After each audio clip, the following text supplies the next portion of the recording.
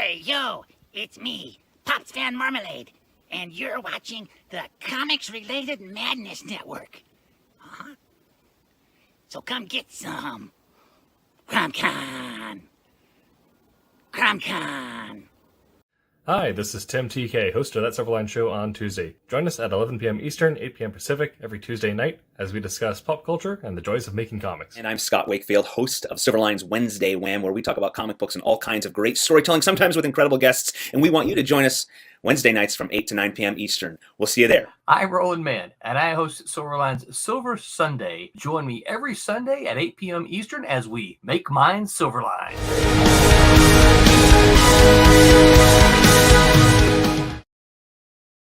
All right. Hello, everybody, and welcome to Silver Sunday on this September 6th. This is our live stream. We're going to have fun. We're going to talk about something that I am not super familiar with tonight, but hopefully the crew here will help me out a bunch.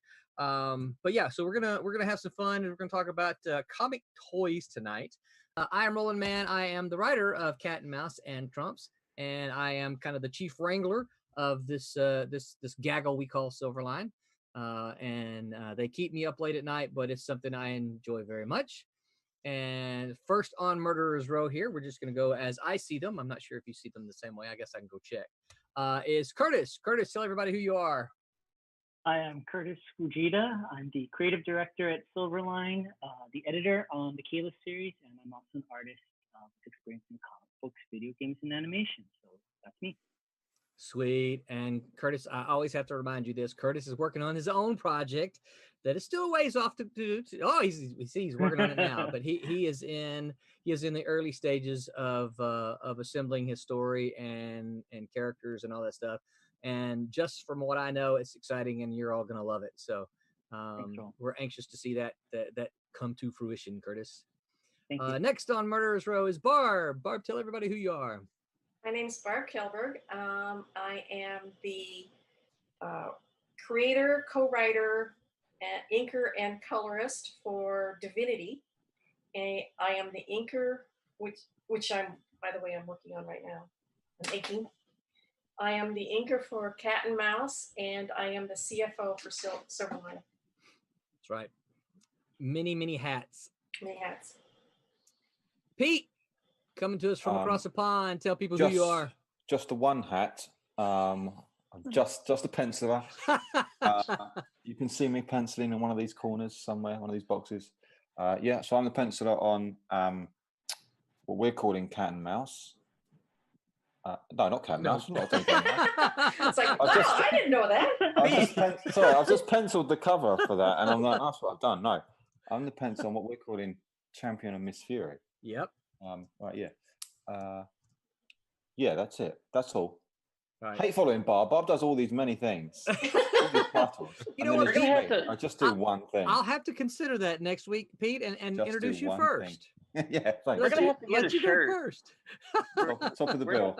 Just does one thing. Yeah, Pete is Pete and Tommy, who is the art team, the line art team for Champion of Miss Fury, have just completed a Cat and Mouse cover for this upcoming one, and it looks really good. I think you guys saw it. It is awesome. Yeah, it is very, very good. So I'm excited about that. We still have yet to get some colors on it, but hopefully that'll happen pretty soon. Next up is John Martin. John, tell everybody who you are. Well, I'm the resident Viking, and he is not alive. I will say this though, right here now, we need to have a Silverline shirt that says "I'm just a ... Yes. Yeah. That'd be funny. But I'm the inker on Friar Rush. Great. Rename you too now, huh? I didn't say I was just an inker. I said I'm the inker on Friar Rush. Yeah, I never, ever, ever say just an inker. I will be really upset if you do that. Well, it's funny because I will say this, as a writer, much of my career has been at conventions. My experience has been people come up and talk to you. Oh, this your new book? Blah, blah, blah. You talk. Oh, did you draw it? No, I didn't draw it. Oh, you're just the writer. Mhm. Yes, I'm just the writer. Yes, that has been my experience many years. So other than yeah. that, So John, I- you're anxious to get these books, aren't you? Yeah, oh man. Yeah. They look good. Man. And other go than ahead. that, I just draw things. Just draw things. That's right. Yep. So Kasisi and Oven both said hello. Hi. Hello, Kasisi and Oven. Yes. Good to see you guys as always. You guys feel free to ask us some questions. We may need your help this week. So next on my list is Mike W. Belcher. Mike, tell everyone who you are. Hey everyone, I'm Mike Belcher. I am the letterer of Kalis, Twilight Grim, and Divinity. And I'm also the creator and writer-artist of my own comic, Man in the Mask. Yes, which is very nice. Mike does a lot of our designs too. He's the one who put together this really sweet trade dress up here that we are also fond of. Yeah. And everybody can be credited and everybody can have their accolades. That's right. Yes. Yep. And next up is Aaron. Aaron, tell everybody who you are. I am the artist or penciler on Fire Rush, and I'm excited to get those books in my hand. At least one book. I want to see it. And I'm also working on my own comic, which will be a graphic novel. So it'll be one book. It won't go on forever, and it'll be done next year. That's called Godlings. You can find it on Webtoons, my store, or whatever. That's what I'm doing, and then hopefully in the future, be doing more stuff for Silverline, much more involved. Yes, we have our fingers crossed there. And if you were a backer for Fire Rush and Bloodline, excuse me, you should have gotten your digital copies of Godlings 1 through 5. Yes, that should whet your appetite so that you can beg Aaron for more and get him to finish this. So yes, so you enjoy that. And last but not least, making her Silverline streaming debut is Roberta Conroy. Roberta, do you want to tell everybody who you are? Hi, my name is Roberta Conroy. I am just a colorist. Which can make at this point. Which can make or break a book, by the way. It could. Yeah. But this very fun project, Pendulum, you will see shortly. I will put it up in a little bit. So nice to be here. So and for those of you who may not be in the know, we talked a little bit about this just before we started. Roberta is another one of those very fond Malibu connections that we've talked about here frequently. Many of us, many of the how do I say this? Many of Malibuites, the more seasoned people here have those. Have those pepper maybe. Have those Malibu connections, and Roberta was one of the many colorists at Malibu. So and the story of what I was telling off. Before we started, the story of how this happened, right? So, and I don't remember, Roberta, you might remember, you responded to something about, and someone must have posted an image or something, and you responded to something. It might have been somebody posting something about Ultraverse, and your response said something like, "I miss coloring." Yeah. At which point in time, I sent you a direct message that says, "So, how badly do you miss coloring?" And we started a conversation. Like, wait a minute, you know what? I do. So we swapped a few email messages, and ultimately, that's how Roberta ended up coloring Pendulum. So we're very excited about that, and hopefully we'll see some of that. Such a great idea. Yeah. So who's going to share? Hello, Sarah Weaver. Nice of you to join us. We appreciate you popping in. Feel free to ask us questions as we go along. There seems to be a lot of ex-Malibu people that keep washing up on the Silverline shore. I don't almost really like it washing up on the shore. Well, that's how you summon rolling. You just go out and you go like, I really miss. Yeah. It's not like a shipwreck. I prefer to think of it as lost at sea and finding home. Oh, I like that. That's good. I can go with that. I can go with that. There's another one me mateys. So Roberta, you gonna go ahead and try to Yes. share it now? Share your I screen. am going to share the screen All right. very Brett, shortly. and you just take care of it, Brett, when she shares. Hmm. Speaking of which, I almost forgot. Here we Off go. camera, unseen. You will never hear him. Got it. I will see him somewhere in my ear. Can everyone see it? Yep. Yeah. All right. Yeah. Good job. See, this is happening. Sorry, everyone. What I mean is the party that you can't see, but I can hear in my ear is my son, Brett, who does a lot of the behind the scenes technical stuff. He's the one that's kind of responsible for all the stuff moving around that you can see now. Brett, you think you can get us on no, that works. That's fine. You can actually, since we see Pete, Brett, see if you can take Pete and enlarge his as well. So just two of them up there. Well, no, you don't do that because we're going to be talking about toys. Never mind, Brett. You're doing fine. Yeah, don't about that. Yeah. Keep doing what you're doing. Anyway, so Brett is behind the scene, and we appreciate everything that he does. Brett might be a little distracted tonight, so we might have to holler at him once or twice. His girlfriend's here with him tonight. So I was about to ask if that was the case. Yeah. Okay, so yes, tonight we are talking. Let me get back to my chat so I can see it. So tonight we are talking about comic toys. Who wants to jump in first? Are we talking about strictly comic toys or toys that became comics? Or Well, Yeah, I think they need to have a comic connection. So we don't just need to talk about big wheels, you know. But yeah, anything that you know, comics and toys to comics. I'm not particularly. It doesn't particularly bother me either one way or the other. Who wants to jump in? I have very little here. Let me start then. Because Okay, you start, Pete. I want to show you something. This is the coolest thing ever. So I do an Instagram comic called The Last Witchfinder. Yes. I just post it on Instagram. It's meant to be weekly, but I'm a bit behind. I haven't seen that one. I don't guess. I saw the other one. I didn't know you did one on Instagram. Yeah, Instagram. It's on Room 23 Comics on Instagram. It's a bit of fun. Anyway, okay.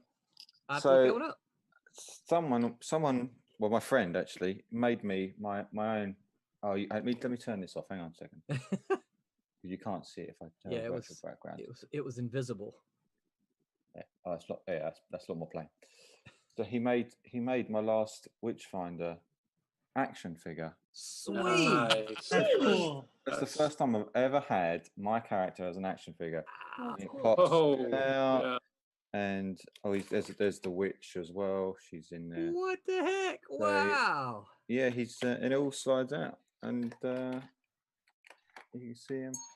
That is That sweet. is so cool. He's got hands. He's got his gun. He's got his sword. So Now, that's do all the pieces move? Do the arms move? Yeah, legs move, yeah. It all moves. It's all articulated, and I'm not going to be able to get back in now. But Cool. yeah, that's someone. I mean, obviously, you know, if you're working on Spider-Man and stuff, there are 1,000,001 figures. It's not your character, but when it's your character, Yeah. no, it's not sold in the stores or anything. But it is really cool to have your creation as a. I can as a imagine. toy. How cool. Yeah. So I said to him, you know, you should go into business. Everyone want their character as a toy. Shoot, yeah. Yeah. Oh yeah. Heck yeah. Yeah. Yeah. I mean, I can think of Man in the Mask, Divinity. Yeah. Yeah. Does he mold them, or does he sculpt over other existing figures? Yeah, he modify? sculpts over. I think they're over a little artist models, so they everything moves, and there's all these different hands and stuff that he's built the costume and molded over the top. He They said do it took- amazing stuff with those. Yeah. Yeah, Because said it CC took him a says long that's time. so cool. It Did is. you ever think that something you'd created would be a toy? You dream. Yeah, you I did. know. Now, No. is that a one of a kind? Yeah. So I got back from when I got back from America and having graduated the Cubic School and stuff. He really likes the Instagram comic I do. He keeps pestering me for the next chapter, which I'm so far behind on now. I can't do it. But he said, "Oh, I've made you this." It's like, congratulations on graduating, and I was blown away. So Yeah, good. that Having is your very own cool. your own toy, and it's a one of a kind. And that makes you want to get back to it, doesn't it? Yeah. Want to Yeah, get, yeah, want it to get does. back to Yeah, your comic. I finished the next chapter after he gave it to me when I got back, and I've got two more chapters to go in the current storyline. But it's because I've got quite a lot of work on at the moment, so Yeah. doing my own thing goes to the back of the queue. Yeah. But and on that, you're not just a penciler, right? no, that I have to do everything. I'm not just a penciler on that. Penciler, inker, colorist. I do all that digitally. I do all that on Clip Studio. Now your swashbuckler story. I beg your forgiveness for not remembering the title. On Grey Seas, my webtoon, which I enjoyed very much. Thank you. You did all of that. What's that? It takes so long. I'll bet drawing all those. I do everything myself. Yeah, and the boats. Well, Yeah. and and this is not where we were headed with this, Pete. But one of the things that people often talk to me when I talk about Silverline is that part of the reason I like to assemble teams, right, is because you just said it takes so long because you're doing everything by yourself. Yeah. So there's that. That's the first thing, right? Well, the second thing is that when you do everything by yourself, you are literally selling to your core audience. Yeah. It's only the people who know you, right? Yeah. So when you're on a team, though, like we take something like the book that we're working on, right? Champion of Miss Fury.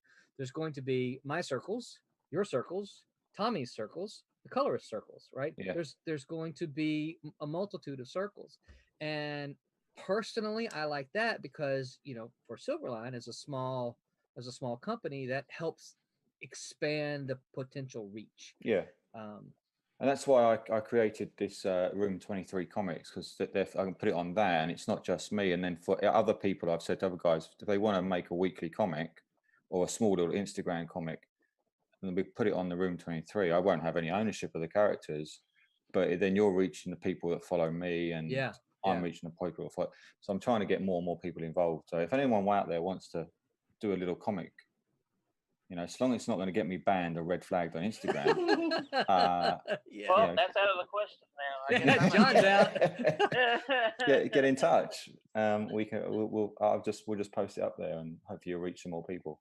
Cool. But you do a comic of Peter called Just the Penciler, and it could be his adventures. And it'll just it'll just be the same shot of looking over his shoulder of him drawing. And every week I'll post the exact same shot because that's all he does. That's what I do. Maybe I'll change the page he's working on. I think we should have a special edition for the next book where it's just the pencils of Pete. For each book, it's called Just the Pencils, and it's a special edition. Instead of the graphite edition, right? We just do the pencil, yeah. So Silverline's gonna have to start doing their own toys now, right? So really.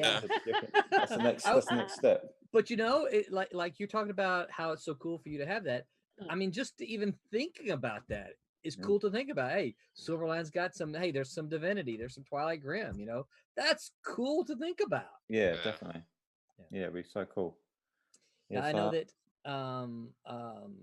Alex has talked about Alex Gallimore has talked about one of your classmates, AJ Cassetta, Cassetta, thank you. Yeah. And I guess he does some sort of models and 3D modeling. He does 3D modeling. He's a wizard. Yeah. 2 seconds. My door's going. One moment. Okay. All right. So who wants to chime in on toys next? I mean, I guess I can go ahead. Go ahead. Sorry, the dog was desperate to get in and was scratching at the door. He's back. He's gone and slept on the sofa now. He does these incredible, and I don't want to give AJ too many compliments because it's AJ. But yeah, his 3D modeling's amazing. Yeah. I wish I could do 3D modelling, but having the time to devote, because that's a whole other skill entirely. So learning to draw and trying to get better at that and doing that. And the guy paints as well. Really? It's really annoying. Well, He's see, re- and that's one of the things I think too, Pete, about when you're doing your whole comic is that you got to write it, you got to pencil it, you got to ink it, you got to letter it, you got to call. And each of those on their own, and I do realize that when you're doing everything on your own, you can take some shortcuts. Oh yeah. Because you're like, okay, if I was penciling this for somebody else, I would have to do this, but because I'm going to ink it, I don't have to do that because I know what I want. So I do know that you can take some shortcuts, but still, that's a lot of work. Yeah. So, but it's better than going on a train into London and sitting in an office. I did that for long enough, and it's not that bad sitting here making comics. Trust me. Yeah. It's not. It's quite enjoyable. The challenge is, and probably going to get a whole lot of amens here. The challenge is figuring out how to pay your bills to do it. Yeah. You know. Retire. Retire. I'm retired. Yeah, it's a good thing you promised I'm going to get rich off this book, right? And so yeah. I'm like, just bang this out, sit back and relax. All right. People are going to be believing me. Kasisi said, my dream is to have someone cosplay as one of my characters. I'm guessing people cosplay cat and mouse and stuff all the time. Well, Kasisi, you would be wrong about that. Though I will say this. There have been, my daughter, and I think I posted this online. My daughter cosplayed as Mouse about 2 years ago at San Diego Comic-Con and was really, really, really good. And it should be on there. But I will, and I'm going to get this for one of our Throwback Thursdays. This is the first ever cosplay of Cat and Mouse. Cool. Yeah. Oh, wow. That's awesome. That's cool. Yeah. That is really awesome. Yeah. So obviously this is the original designs, but any guess who those are, Curtis? Any guesses as to who those You and BJ. That's me and BJ. Yeah, that's what I was gonna say too. Yeah. I know those flowing locks anywhere. you notice how, of course if you don't know BJ's short, so notice how she has to be standing on the coffee table. And we were trying to replicate a pose from early Cat and Mouse. We were trying to replicate a little bit. We're trying to replicate this pose, right? It's not exactly, obviously, but you can see I was kind of turned the wrong way. We were kind of doing it from memory, but she was just too short to do that. So that was our best effort. This will be a Throwback Thursday photo sometime, but definitely. But yeah. But to answer your question, Kasisi, that's actually kind of a desire / dream of mine as well, is to go to a convention and to see, somebody who's not my daughter just come up to the table and say, hey, I'm cosplaying Kanoich or I'm Mouse. And that's, I agree. I think that would be very, very cool. All right. Who's next with toys? John? Let's see here. So many to talk about because there's, of course, the Marvel action figures that came out, and then there was Teenage Mutant Ninja Turtles, and then there was Transformers, G.I. Joe, and let's don't forget about the cool things Image put out. Yeah. Yeah. Well, and the Todd Father just finished. Hey, he is the Todd Father. He is a Todd Father. I've never heard that before. Oh, really? You never heard that? Isn't it great though? I've been under a rock apparently. But isn't that the perfect term for him though? Yeah. It is the perfect term for him. Called that for years. The Todd Father just ran his. He just ran this Kickstarter, pulled in something like $3 million for his.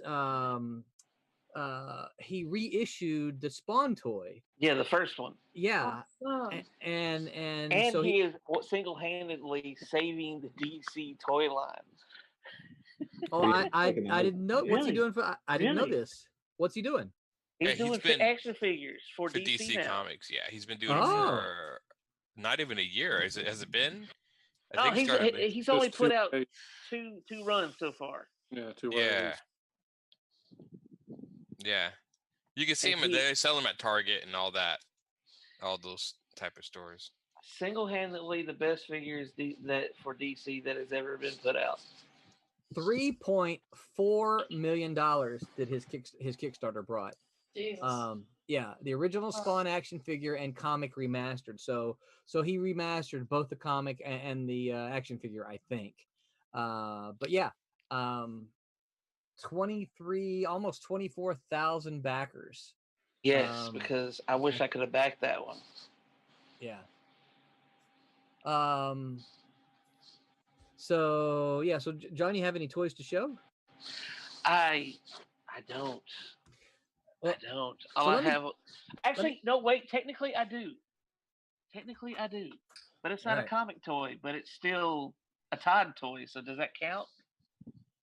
Comic connection, I guess. Enough. Yeah. Because it's Darkness from Legend. Oh, yeah. Well, at least I want to see sweet. it. Yeah, let's check it out. Curtis That was piped Tim- up. Yeah, Tim Curry, right? That was Tim Curry back in the day. Yeah. Oh, that is extreme. That That's is great. That is Oh, cool. that's cool. Who made that? Very cool. Todd Toys. Todd. Really? Oof. Good stuff. Yeah. When did he make that?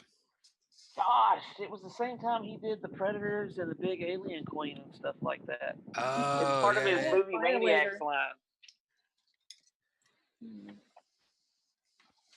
Well, I Very guess cool. I'll go ahead and share. I have some. I'll jump in. So you guys may you may it's courtesy. You may recognize the back here. This is Topaz from the Ultraverse toys. Ragnarok Right. and Thor Ragnarok. And Thor Ragnarok. That's right. Yeah, I had as you might imagine, I had a full set at one point in time, but I gave them all to I took them out of the boxes and gave them all to Brett. He played with them as a kid, and we were on a mission trip once, and somebody stole his backpack that had all of his toys in it. Oh no! Yeah. Oh, So, but I had this other thing that is very unique, and I don't know. I had a blog once about it before, but I have what I call a demon beady.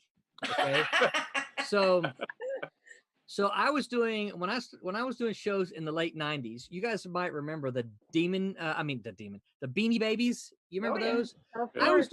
I was doing these shows, and these people were selling Beanie Babies right and left, and I'm like, comic books. Who wants the comic book? Comic books here. Get your comics, and they were like zipping right straight to the Beanie Babies. You're I went walking and by. Nerd. I'm going to the pretty Beanie much, Babies. yeah.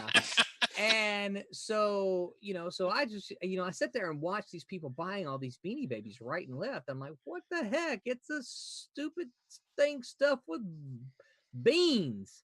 And so I went to my mom and I said, Mom, do you think you could make this thing? And I gave her the idea, right? So for those of you who don't know, let's see if I can get a comic real quick. Demon is a character from Cat and Mouse. You can't see him very good, but that's him there, right? He's the guy in the background. He's a character from Cat and Mouse who had his own miniseries. See if I have oh, here we go, Demon's Tales. This is him. This is from his miniseries, right? So this is the character, and you can see he's got a funny looking head, got 3 tails, right? And so my mom came up with this pattern, and she stuffed these with beads, not beans, but beads. And so when I did these shows with all these Beanie Babies, I said, hey, I've got a demon beady that goes with my comic book. Would you believe I sold the crap out of these things? Wow. That's cool. That's cool. So so this is just, it's just kind of a furry material that my mom cut out and sewed, and they're very limited. I think when I say we sold the crap out of them, I think there was about 50 of them. So it's very, very limited. And he's even got his 3 little tails back here, right? Which I thought was that's just so cute. That's great. yeah. So At least he's got pants on. yes, he does have pants on. Yeah, I asked her about the gloves, or we talked about the gloves and the boots, and she's like, that's going to be a lot harder for me to do. I'm like, don't worry about it, Mom. He doesn't wear them half the time anyway. So that's great. All right. So who's next? I got one more, but okay, somebody else go. I'll go next. Well, since this was a comic book, I feel that it fits in. But I have the Supernatural. Oh, you have that 57 Impala. Oh, we got the car, yeah. Yeah. Cool. Nice. Yes, yes, yes. And I'm a huge Tony Stark fan. Ah. So not only do I have the Tony Stark Legos. Legos, yes, I have one in the suit, one out of the suit. But I also have, anyway, I also have the Funko. Oh my goodness. Nice Tony with the Stark. glasses. That's with the glasses and the little kitty shirt. See, he's got the little kitty shirt. Yeah. So I'm a Tony Stark girl all the way through. Now I also have Action Kitty by Art Baltazar. Oh wait, yeah, Oh, isn't yeah. that a that's a kids comic, right? It is a kid's Yeah. comic. Yeah, I don't know that one. yeah. He's a Art's a Looks a little friend. bit like Felix the Cat. Yeah, Art's a friend. So at one convention, I was like, "Oh, these are adorable." He goes, just take one." So, yep, I have Action Kitty. That's cool. And this isn't exactly a toy, but many moons ago, back in the far mists of the past, I was on the DC comp list because I worked for DC for many years, and I got one of everything that they ever made. Not only comic books, but all the tchotchkes and the clothing line that they put out. Jackets and stuff like that. And I got the Sandman. Oh my god. I'm jealous. Gorgeous. So jealous. Wow. Yes, and that is an Cool. actual crystal ball there. Wow. Yeah, that is real That's sweet. pretty cool. I just got That this is baby cool. Groot. Baby Groot.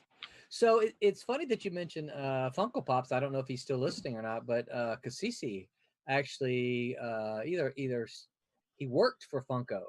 I don't know if he still works for them or not, but I know that he was employed at by Funko Pop. So interesting little small world, Wow. isn't it? Yes. Yeah. So those are the only toys I have. Yeah. Yeah. But I got more than anything else. I've certainly got my share of Tony Stark. Yeah. So when people are fishing around for Christmas gifts for you, anything Tony Stark works, right? Yeah, and Supernatural. I'm really like Supernatural too. So. Kasisi says, yeah, he still works for Funko Pop. So, Yay, Cece! by the Nice. way, You can send me all the Tony Stark Funkos you want. so I think I saw recently there was a rumor about Funko Pop closing, which is not true. No, I don't. Thank think. God. They dispelled it, I think. Yeah, it was Yeah. going all around that Funko Pop was closing doors, but that's absolutely not true. Because Cece said he managed the warehouse in Everett, but he doesn't work there anymore. He is back in aerospace. So Okay. Does he Yeah. still have the keys to the warehouse and everything? Yes. Oh, Good question. Yes. Curtis, what are you implying? Nothing. Just a fan. So. Just what He breaks out of Funko Make Pop. sure. Yeah, because sometimes you're at a comic convention and you go, "Gosh, I wish there were more Funko Pops. Where can I find a Funko Pop?" I'm At a being warehouse. ironic, by the way. Yeah. Yeah, I really. think the only Funko Pop in my house is the Baby Yoda or the child. This one Oh, I got the in, Mandalorian, the child, yeah. Because Well, Cece I laughed at have- the keys. I actually have tubs of Ghostbuster and Ninja Turtles and Godzilla stuff under the house. But those are so I bought tons and tons and tons of Under the toys. house. But yeah, they're in tubs underneath in the storage space under the house. But they were for my kids, so Yeah, I yeah. don't actually own them anymore. But they're there, Yeah. and some of that stuff is worth a fortune now. But they belong Yeah. to my son. Well, if they're under your house, I know They say possession is possession- 9/10. That's right. 9/10 of the law, right? I have a storage space under there where we keep a lot of stuff, and there's 3 massive, huge tubs down there filled with all that stuff. Josh won't recognize 1 or 2 things missing. Oh, Only on eBay. yeah. Yeah.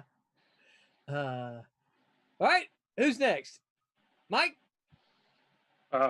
I've been an action figure guy for probably as long as I've been in comics. I love 'em. Really? I just absolutely, from the first Migos I got, I love those little cloth costumes, little Oh, plastic yeah. bodies. Moved up to superpowers in the mid '80s. You squeeze them and their fists go, crazy, or the Yeah. legs or whatever. But yeah, I still to this day. I mean, I love them. I mean, there's just something about having that little representation of your hobby. I love all these, the little characters, and I think the So only what do things you I've got do with next all on- of them? Well, if it wouldn't mess up my camera, I'd turn around and show you my display. But I've got Okay. a couple next to my art table, so I can do that from here. My Kevin He has Matchstick. mock wars with them, like everyone Who is else. that? No, not quite, because then I had to set them back up, so that would be no nice. fun, But Oh my god, this it's was, Which one is that? That's a Kevin Mage? Matchstick that Oh, Graffiti's the did about 20 mage. years ago. Mage. Love, great scale, a lot of articulation, really big toys compared to, let's see, I've got my Rocketeer. So you gotta have Cool. a here, but you can tell a difference in size. They just made, because Graffiti made, I think there was Kevin Matchstick, a couple Grendels, and a Madman. I think he did a Hellboy too, but I've got a bunch of Hellboys. But yeah, I've got probably more than enough. And what's really funny, that's something that Aiden never got into. I kept buying him action figures as he was getting, as he was growing up, and then it's kind of, oh, this is kind of cool, Dad. And it's like, so it's me. It's like I got excited over the toys. Yeah. So but that's still kind of the same. But yeah, I just think they're great. I'm just as much of a collector of the action figures as I am of comics. Just out of curiosity, and just give a ballpark, how much do you think you've spent over all the years on toys? Oh my gosh! There's your answer. Just in case Carrie hears it. Oh yeah, yeah. I probably shouldn't actually verbalize it, but I probably could have a couple of semesters of college that, thank God he had a scholarship, I wouldn't have had, but yeah, probably it's pretty substantial, but they're all out of the box, I'm the blasphemer. Everybody goes, take them out. I gotta touch them. I've got to actually hold them in my hand, and because I appreciate the artistic part of it, because especially nowadays they're so good. That's that Batman one you're holding, Roland. Isn't that McFarlane? He just put out one. I can't answer that. This is probably about 15 years old or so. Okay, then no. Because he put out one just like that. And if you look closely, he's all marked up. Well played with. Yeah, so he lost the battle. Because what happened is I bought these for my son, and Superman and Batman, they used to fight. So these are his battle scars, right? I got you should have just bought the battle damaged one. All my Tony Starks are lined up next to my drawing board because he supervises my work. So they're all out of the box. Yeah. That's appreciable. I never take them out of the box. Never take them out of the box? Not now, no. So as a kid, obviously, yeah. You'll appreciate this then. This is kind of this is done by this is The Amazing Man, which is done by Barry Gregory, who is a longtime friend of mine and a partner at Kablam. Barry, I don't know how he got the deal, but he got I don't know if it's on the box or not. No, but the cool thing about this, okay, is that you can take this back off, right? You can take this off, and then of course you can pull the figure out, put it back in, and then put this box back in, and the packaging is still just fine. Yeah. The other thing I know that Barry was able to do is he was able to print different versions of this, and he could sell them. This is the San Diego Con version, right? This is the you could get one when we back the Amazing Man Kickstarter. So I think he had one specifically for that. But I've always thought this was very cool because when you're talking, you've got an action figure for your character. Now Barry didn't create Amazing Man, obviously he's a Golden Age character, but still it's kind of cool that he's got this in support of his comic. Yeah. That's cool. It's a good Daredevil one too. Have you seen the Daredevil? I was asking him at the last San Diego Con. I said, "Oh, do you have the Daredevil one?" And he goes, "I didn't bring them with me, but he has the Golden Age Daredevil. It's like half blue, and it looks really good too. Yeah, it's really cool. Really cool stuff. Yeah, good stuff." Roberta, what about you? Yeah, any toys? Mine's pretty old. I did all G.I. Joes when I was really little. But I mixed them up. I had him rescuing Barbie and Cindy. Yeah. Oh yeah. And I got in trouble. Or I exploded them or threw her off the roof or something. Trying to get her patched up. Then I got into, I guess, way too many Star Wars figures, and then that was like an obsession for a while. We did, I don't know, between my brother and I, like everything we could find. Too many Star Wars, so it got into that, and then straight from that to Transformers. So. Oh, you're a big Transformer fan. Cool. Yeah, I loved it when I was younger. You know, a lot of people say girls can't find that kind of interest in Transformers. But I always loved the Transformers. I had a real love of them. I just thought that they were really interesting and fun to figure out what to do with them. Yeah. Yeah, I think And that's then what I they had made so them much simpler, fun. Yeah. And I didn't like them as much. Like they weren't as complicated at some point. And Yeah. I don't know. I have a big gap, I think, with toys until McFarlane came out, because that was pretty exciting. Yeah. So now, did you start buying more toys? Everything I could in the Spawn line, and yeah. And there was some other just random stuff. I didn't even know what they were for, but he did it and I liked it. So I just got it. Like there's this big dragon. I don't even know where it came from.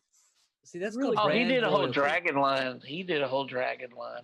Yeah, it was so neat though. They were articulated and, you know, their mouths opened and it just looked really cool. Well, now that I know that, he needs to do a Fing Fang Foom. That's Marvel. Yeah. I know, but still, I'd love to see a Fing Fang Foom out there. That'd be great. Yeah. So before McFarlane came along, was it almost always Hasbro? I think so. Yeah. Mattel. Yeah. Hasbro, I think, pretty much bought up everything. I think they bought up Kenner and Mattel. Hasbro kind of monopolized the entire industry now. That's what I was thinking. Yeah. Which a lot of people kind of don't really like that, but they did. Did you see the Thor's hammer, the Mjolnir that they brought out for Infinity War? So the guy came in. Guy came in. We had guest speakers and stuff at the school, and the guy came in was pretty high up. He's an ex-student. He was pretty high up at Hasbro, and they designed the Thor's hammer, and it's the best thing I've ever seen in my life. Oh, wow. It made noises. You could slam it, and I saw that. I saw something like that in the store. Yeah. Yeah. Apparently, he's saying it for the Oscars for the toys. It basically won the best toy, sort of. Really? Whatever they call their awards. It was incredible, and I needed it. I You would needed not it more than mind. the gauntlet. Oh, the Infinity Gauntlet is incredible. Yeah, that's what I want. I want the Infinity Gauntlet. So That would be so great to have. Yeah. So you guys know Jeff Whiting, right? Yeah. Yeah. Jeff and I, the last couple of years, we because he lives down here near me, and so he and I travel to a lot of conventions together. We jump in. Hey, we've been up to Pikeville and so he and I just we hop in a car and we'll go. Jeff was Jeff has this thing kind of like Pete a little bit. He goes, I'm just an inker, Jeff does his own stuff too, though. He's got his own comic, but he was like, can I get people to stop at my table? And we were at a show one time, and the guy right across from us had an Infinity Gauntlet. Okay, now, here's the other thing. Right, here's the other thing. Jeff and I are sitting right across from this table, and we've got comics and artwork and comic booky stuff. This guy had toys in Ziploc bags, looked like it was at a flea market, right? Mm-hmm. Everybody was stopping at his stupid table to look at the stupid Infinity Gauntlet, right? Oh my god! You know what Jeff bought the next week? Yeah. Bought an Infinity Gauntlet. And he put it the next show we did, he put it smack dab in the middle of his table. Did it work? It did. People would stop to see the gauntlet. And while they were there, he would talk to them, about his comics. So I can't remember, Mike, did he have it the last time we were at Pikeville? I can't remember. Maybe the last one. Maybe last year he did. Yeah. No, he had it the last time he was in Memphis. Yes, he had it in Memphis. Or you should put a little sign out that says, "Take a selfie with the Infinity Gauntlet," and they'll all come there and want you to take a picture with their phone. Well, and that's one of the things that he was doing is that, yeah, you can take a picture, but you got to stand in front of my banners. Right. Oh, cool. So they could take, they could put the Infinity Gauntlet on and take a picture and everything, but they had to stand in front of his banner. So even if they didn't buy anything, if they posted a picture, there's Jeff Whiting's, banner behind him. Sure. So I'm like, dude, that's brilliant. He was. Very smart. All right, Aaron. Oh, you want toys? Yeah, I do. I used to collect them a long time ago, and then I looked at a box full of toys, and I was like, Roland, I'm like, what do I do with all these things? And so I stopped buying action figures, and I made friends who buy action figures, and I go see their collections. But the one weakness I do have is I do buy hot toys when I can. And if what are hot toys? Yeah.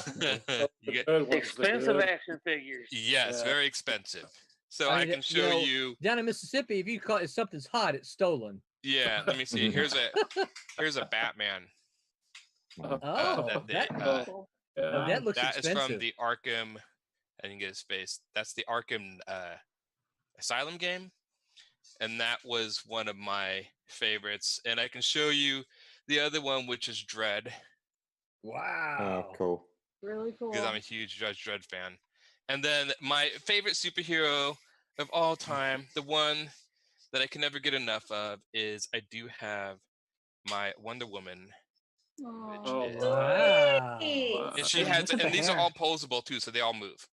They'll like articulate. Yeah, they got like 100 and something degrees of articulation Yeah. or something like that. Yeah, they can do all sorts of crazy stuff. And I have actually more. I have let me see. I didn't get those are the ones I got out of the box. A lot of them in storage. I have Iron Man, Captain America, Thor, with a little metal Mjolnir. His Mjolnir is a metal hammer. And then I do have Superman, and I have a bunch of Predators, because that's not comic related, but I'm a huge Predator fan. Yeah. And those figures. Actually, there is a Predator comic, so it is comic related. So it is Predator related. Yeah. And Dark then Horse I did. have Storm Shadow and Snake Eyes. And then those are and then I quit collecting Hot Toys a while ago. And then I have figures, but they're mostly video game. Like I have Akira on his bike, if you guys are into Akira. And I buy models. I've been getting into random models. And then I buy Transformer toys, but I buy third party. So Transformers every once in a while. But again, I buy them very rarely anymore. I have a friend who buys like all the Marvel and DC and like everything. And so I just go to his house and look at all of his stuff. I mean, he's got stuff that apparently is all worth a ton of money. So I just go to his house. My cousin, Terry Beatty, his house looks like a museum. I mean, he's been collecting since he was a child, and it's just full. I mean, and he's still putting together models and toys all the time. Just go make friends with them. Yeah, you don't need to buy anymore. I will say the coolest Transformers I ever, and they're in storage now, were a series of Transformers called Binaltex. And they were the coolest things I'd ever seen. They were all Autobots. But car companies actually got licenses to make Transformers out of their cars. So when you actually put them in the car mode, not only can you flip open the door and see the seats and the steering wheel, but they had the logo of Chevy or Mustang actually on the car. So it looked like a model car of like a Mustang. Or all of and then they would literally transform. And when they were actually in the car, you can actually pop open the hood and see the engine. It was crazy. And they actually still, they were called Binaltech in Japan. And I can't remember what they were called here, but I collected all of them. And it was just, I mean, a lot of them were, I think Grimlock instead of a dinosaur was a Mustang. And but they did like a lot of, they even had like some of I'd have to look at the cars. I don't remember all the car manufacturers, but a lot of the manufacturers would put them at the car shows. So they'd have like the actual car and then a little glass case, this little Binaltech Transformer car that and it looked as a replica. It was crazy. But those things, and Transformers always impressed me, especially the third party, the people who make them in the garage and they make them so complicated that they look like real cars and stuff. Those are unbelievable. Really expensive, but they're really cool to look at. They're like 500 a piece. Some of them are. Can you get kits?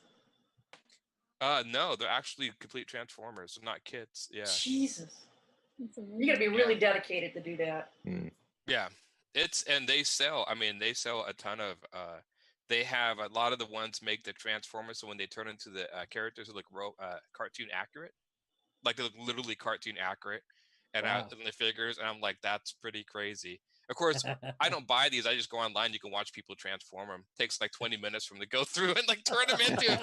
But whoever figured out the engineering on these are amazing. Yeah, they're crazy. But yeah, Transformers are some of my favorite, and then the Hot Toys, and then I kind of now I just buy models. So I look now, at. Go ahead. Hot Toys, is that actually a brand? Yeah. Yes, Yeah. it's called Hot Toys. So if you go to Sideshow Collectibles, Hot Toys, I think they're out of China. So they're distributed here, but they do a lot of movie versions of stuff, and they do some comic books. Like they did all the Avengers, like almost every iteration of the Avengers. They look just like them. Yeah, Yeah. it's like you can see the pores. I think every face they say is hand painted. Wow. It's crazy. They cost you about $200-300 a pop, but you definitely Yeah. get your money's worth. I tell you that. I've seen them and I've drooled over the Tony Stark ones. Yes. Yeah, they're pretty crazy. So we're gonna have to come back and revisit this Tony Stark thing, Barb. I think there's an obsession. So all right. So here's a question then for everybody. Did you guys watch the Wednesday crew at all? Anybody?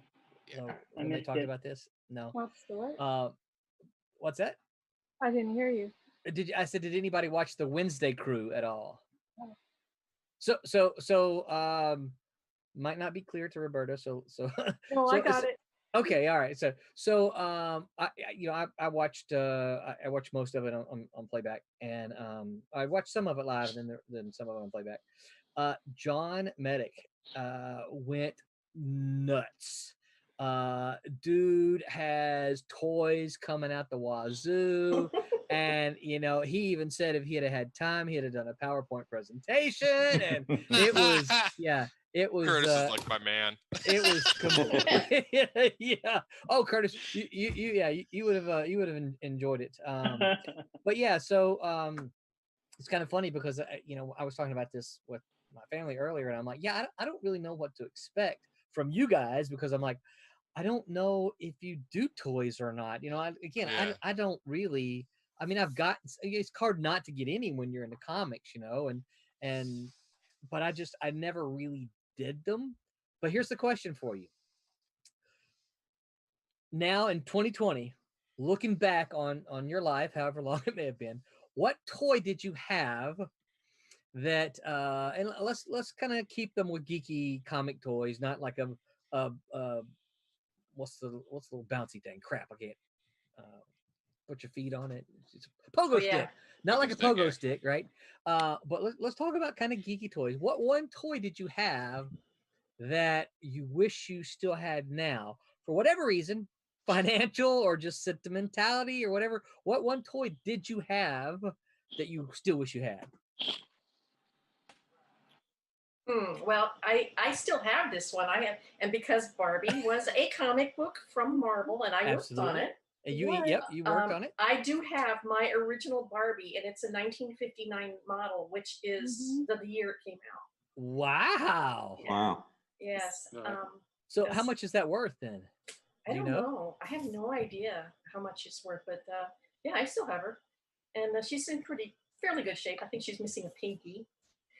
But if the stuff I've gotten rid of, I had an entire set of G.I. Joe that I don't have any longer, and I mean I'm talking about the treasure chest with the jewels and I had that. And all the outfits and the guns and the jeeps and the whole works, and yeah, I got rid of that, and I wish I had a basket. I gave them to kids to play with. Unfortunately, that is something that you would rather have your toys do, but some part of you wishes you could see it, as it was. Yes. Yeah. And what toys were that? No, the G.I. Joe ones. They were really great. Yeah. I also, she just reminded me who also battled G.I. Joe. You're going to laugh at this. Planet of the Apes. Oh, yeah. Which I also They were the same size. Yeah. They also had the moving feet, and they were just fun to kick around. That's So they cool. joined in a fight all the time. Yes, my GI Joes were always rescuing Barbies, and Francine, which my sister had Francine, and I had Barbie. So Yeah, her I had GI Joes Barbie were and always Cindy and wrestling. someone else. yes, wrestling. or little androgynous dolls because they were all missing there. Yeah. Did anybody read the GI Joe comic books, like the ones by Larry Hama from Marvel? I've read some here and there, but I know they were supposed to be really well done. Because they were so good. I mean, if we're talking about comic books and toys, like that was I read GI Joe as much as I read X-Men, and he took this toy line and he just totally changed it to this whole mythology. And if you hear, like, there's interviews with Jim Shooter and Larry Hama, how they actually did a lot for that toy line. Like when Hasbro went to them, they just had the heroic figures, the GI Joes, that second version, the small action figures, and they didn't have any villains. And Jim Shooter said, "Hey, you need to have some villains." And so he came up with the idea for Cobra based on Hydra from Marvel Comics. Oh, cool! Interesting. Yeah, Did not yeah. know that. Yeah, and so Larry Hama was in the military, so he brought all this experience from the military into it. So it's really cool to see that storyline and that comic line. He was a Vietnam vet, wasn't he? Yeah, I think Larry Hama, and that's where he brought into it. Yeah, because he actually wrote the comic almost like they were like Vietnam vets, or that sort of mentality that the vets had. I remember that reading. I never read a lot of the comics. Like I said, I was really in the Alien Legion. I can't remember if Hama worked in that. Somebody else who's really in the military. Alien Legion was Carl Potts. Carl Potts. Okay, yeah. So Actually, I do want to say something here. I'm surprised Roland doesn't have any Flash Gordon figures popping up.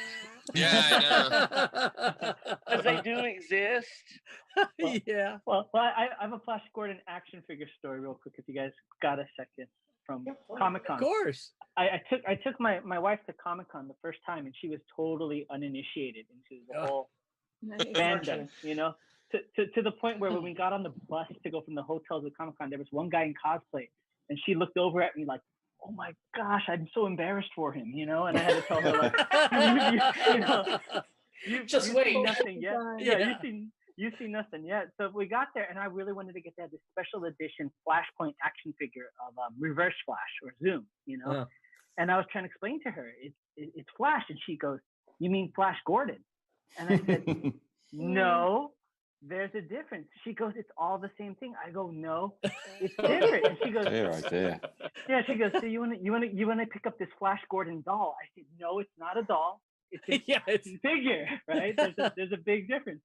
So we went and got it. We had to stand in line forever to pick it up. But I'm happy to report that once the Flash TV show came out, she started watching it, and now she knows all the characters from Flash. And so now when we go to Comic-Con, I can raise my head high. I'm not. It's no. So she knows it's not adult, not an action figure, and it's Flash, not Flash Gordon. So, no couples therapy was necessary. I'll just share that with you guys. Just out of curiosity, did they ever make an Impulse doll? Action figure? Which one? Impulse. DC did. Little Yeah, I think they did. Yeah, because, I mean, I spent 2.5 years on the book. I was really love to have an action figure. I think they actually did make one in the style of Roberto Ramos. I know DC. It was a DC Direct that started making figures based on artist styles. Yeah, that's what got me back into toys. Yeah. Yeah, and I think they did one because they would do one on Jim Lee style and the guy, the guy he did Superman for a while. He's kind of blocky. I can't remember his name. McGinnis. McGinnis. Yeah, they would, and I think they actually did one of Roberto Ramos, and I think they might have did an Impulse with him, but I'm not. They did a little the DC Direct did a little Flash. There was a Max Mercury and an Impulse together, I believe. Oh, really? Both of them. Yeah, they're nice figures, but they're in the Roberto, the real long faces. Yeah. Real nice. Yeah. They're nice. I did with Craig Rousseau for 2 years, and then Ethan Van Sciver for 6 months. So, but I'd still love to have them because I spent a lot of my career with those characters. Yeah. Curtis, Lydia Campbell said, "Flash Gordon, great story, Curtis." Thanks, Lydia. Lydia also Malibu. Yep. Lydia, one of our people. Right. Lydia. Lydia's like, "Hey, I see some faces that look kind of familiar. 20 years ago, familiar maybe." Oh no. You know, it's funny. And that sort of that doll thing, Curtis. I remember I went to a comic shop and some guy I told again about the hot toys. He's like, I was like, do you get any of these in store? And he's like, no, I don't get those. Those are dolls because they're actually based on like Barbie-sized dolls, so, which is weird considering he's surrounded by action figures, right? These are action figures, but those are dolls. And I was like, okay, whatever. And I'm like, you should really actually take a better look at them. They're actually really well done. He's like, I don't look at that. That's a doll. And then I came in like a few weeks later, and he's got a display case with hot toys in it. So I'm like, apparently he must have looked at them. They went from dolls to action figures like that. I'm like, okay. Yeah. He saw dollar figures, didn't he? He did. He was like, I can sell these. Okay, got it. That was pretty funny. I'm like, oh, you changed your tune right quick, didn't you? But Lydia, yeah. Lydia said, great to see you guys. Yeah, good to see you, Lydia. You too. Yeah. What were that? Roberta, do you remember the team names? What team were you on it? Because we had colors team. I remember them. I just don't know which one I was. I think I was Food Hammer. Food Hammer. I might have been what Hughes. I'm not entirely. Yeah. You can't remember. Oh, I hate to say this, Roberta, but years kind of do that to a person. Do because I remember the names fondly, but I don't remember if it was mine or not. What books did you color? Now, you were a captain, weren't you? I was not a captain. No, Okay. Emily was my captain. Emily was your captain. Emily was. Who was Crap, she? I don't remember now. Maybe Lydia can chime in because Lydia, yeah, if you're still here, do you remember Lydia, the team names? Yeah.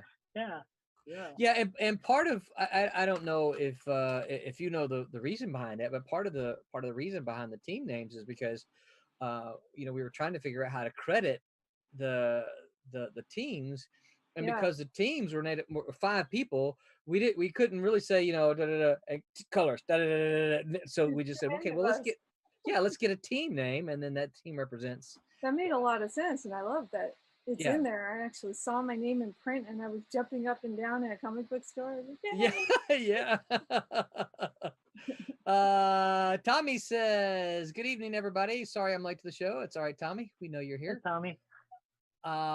Lydia says she only remembers Food Hammer because Chris Young invented it. Oh, that's a good reason. That sounds like a Chris Young thing. Yeah. It does. Yeah.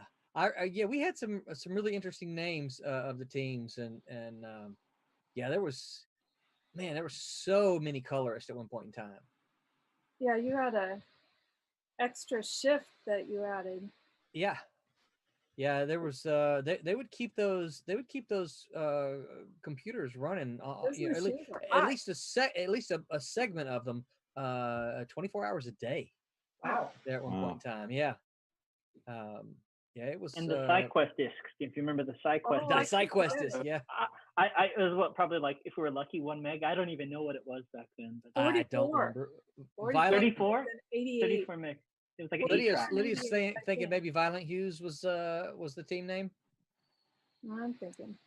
Yeah, I'm not really sure. Hey guys, Cassisi said he wishes he had any Starcom toy back. Now I don't know what they are, but he goes, if you ever look at what they did for the time, they were so cool. You would push a button and they would unfold, etc. I don't. Anybody know anything about the Starcom toys? I've heard of Starcom. Yeah. Okay. I do have some. I think my favorite toy as a kid was the Mask toys, and I still have on my Mask in the garage. Those are cool. Like the comic book, the Mask. No, the Mobile Army Strike Command. Yeah. They had a comic. They had a comic. Yeah. It was like Transformers with human beings. Yeah. There is one toy that I never got that I want. What's that? And that was this truck and Mask. I can't remember. It was something called the Bulldog. I love that thing. And I still see people post Mask toys, and every collection's got the Bulldog. I'm like, of course. Every single one has the one I want. But I ended up actually collecting. I have like the first 2 waves of like this toy called Exo Squad, which came out in the 90s. It was a really kind of weird toy, but I actually have them like perfect condition out there. I don't know why. I still have them. Because he says Mask is great. Yeah, Mask was one of my favorites. I keep waiting for it to come back. Like everything else from the 80s has come back except that. Man. Well, they're supposed to make a movie, or they were at one point going to make a movie. Yeah, I know. The Hasbroverse, right? Yeah. Like the Thundercats have come back? Yeah. They do some really cool Thundercats. There's some think it's a company called Super 7 that does is like these Yes, highly I've seen those. articulate They are. Thundercats. They're crazy looking. Yeah. Yeah. I actually baked my son a Thundercats birthday cake one year. Wow, There you go. that's cool. Cassisi said the helicopter was the best. Oh yeah, that motorcycle that turned into a helicopter. Yeah, Okay. I think that was Condor. Yeah. And then there's one Yeah. called Switchblade that turned into a jet, that blue Oh one. yeah. And I have both of Right. those still. Now I'm Those are afraid that cool. if I'm sure I always kind of figure if I go out and actually play with them because it's been years, are they going to crumble in my hands? Because some people say like the tire of rubber and the tires can crumble. So I'm like, okay. So I'm just like, maybe they're just for looks, no playing right now. But I still have them. Yeah. Remember, I used to have all the Silverhawks. Oh, Oh, did yeah, you? I had like Silverhawks. one. Or two. I love the Silverhawks, and the toys were cool. But that's one toy line. If they need to reissue any toy, they need to make new Silverhawks figures because those things were cool. I think I don't remember those toys, but I think I remember that comic. Who did that? That was the Silverhawks was actually a cartoon done by the guys who did Thundercats. So Filmation did a lot of Maybe stuff. that's what I'm thinking. But they did Thundercats, Silverhawks, and one called Tiger Sharks, which I Yeah, actually Tiger thought Sharks was the underwater one. I Yes. remember Oh that. yeah. It was like Aaron Wheeler, like, space here. tiger. Yeah, it was all of those. And Yeah, Cassisi Filmation just said also Silverhawks did was He-Man, great. the Masters of the Universe. They were everywhere. Gotcha. But yeah. And then of course now I was watching Silverhawks and they shoot out into space and they deploy these wings and I'm like, why do you need wings in space? That's always, I mean, as a kid you never questioned it, but now as you get older, like, well, wait a minute, that doesn't really make sense. How does it? But I guess it looks cool, so I don't know. It's called the suspension of disbelief. Disbelief, right, it yeah. is. Yeah, Cassisi says yes. Tiger Sharks. So many memories. Yes. We're sending him down memory lane too. So Yeah, it's like getting old sucks. yeah, it does. Well, my argument to that is it's always better than the alternative. Yes. Yeah. So the toy that I wish I had back, and I played with this well as a kid, was the Star Trek toys. I think we were talking about those a little bit. Yeah. Did I already talk about this tonight? No, we mentioned before we started. Yeah. Okay. All right. Yeah. So yeah, it was the little 8-inch, 10-inch figures. Same size as the Marvel Spider-Man and Captain America, because Spider-Man and Captain America and the Falcon often hung out with my Star Trek crew. Yeah. They're buds. Yeah, they were buds.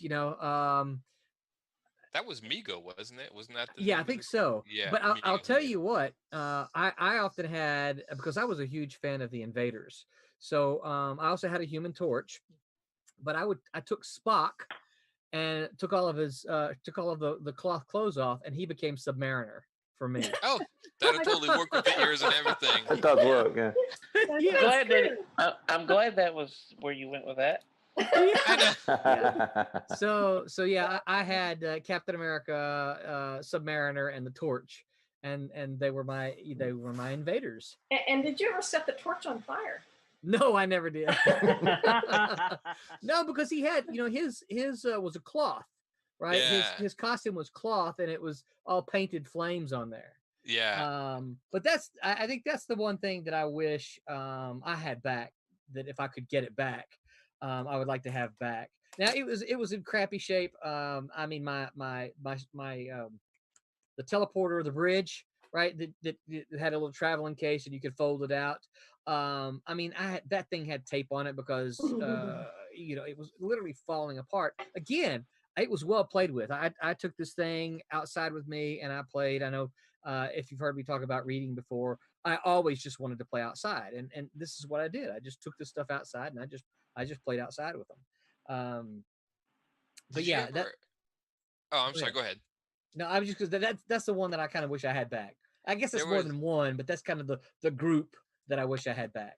Yeah. Do you guys ever watch that show on Netflix called The Toys That Made Us? Have you Yeah. guys CC ever- just Yeah, it's good. he Peter just mentioned mentioned that. He said Because they it's, did one on the history of Star Trek toys. That Yeah, was it's really actually good. pretty cool. Very Yeah. interesting. I know what Roland's watching after this. Yeah, it's pretty cool. I mean, It I is was a good series. Yeah. I'll yeah. have to check it out.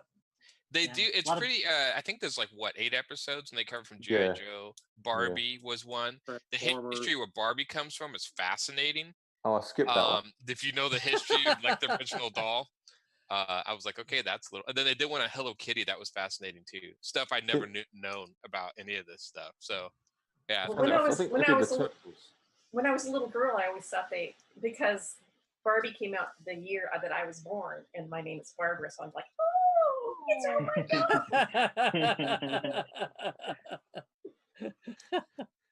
I'm trying. That's I pretty think funny. there was another toy I always wanted in the back. Again, back of those comic books. In the back of the comic books, do you remember they used to sell an ad for a Rom toy, Rom the Yeah. Space Knight? Oh yeah, It made- totally. always wanted that. I never can get. I loved Rom the Space Knight. I thought he was such a cool character. And I picked up. I think IDW did a new comic, and it was okay, but I kind of missed the old one. I'm like, I'd just Wait, have the. IDW did a ROM? Yeah, it's a I thought that was a Marvel book. No, they got the rights to it. Yeah. It's okay. I'd prefer the old because they took out the Diabras, and that was kind of like I like those aliens, and they kind of took him out. And I'm like, but it was okay. It was decent. But I always wanted that ROM toy, and I don't know if any kid who ever had it, I've always wanted to see it. Never saw it. Yeah, I've seen pictures of it. I mean, now it doesn't look impressive. As a kid, everything in the back of the comic looks amazing. Martin Piero said IDW's ROM was disappointing. Yeah, it wasn't as good as the original comics. I'd wish they just put out an omnibus of all the ROM comics. I love those things; they're great. So anybody else a toy that you used to have that you wish you had back? I wish I had the. Oh, go ahead, Curtis. No, that's okay, John. Go ahead, please. Hey, I didn't interrupt him this time. That's John. You can't blame that on me.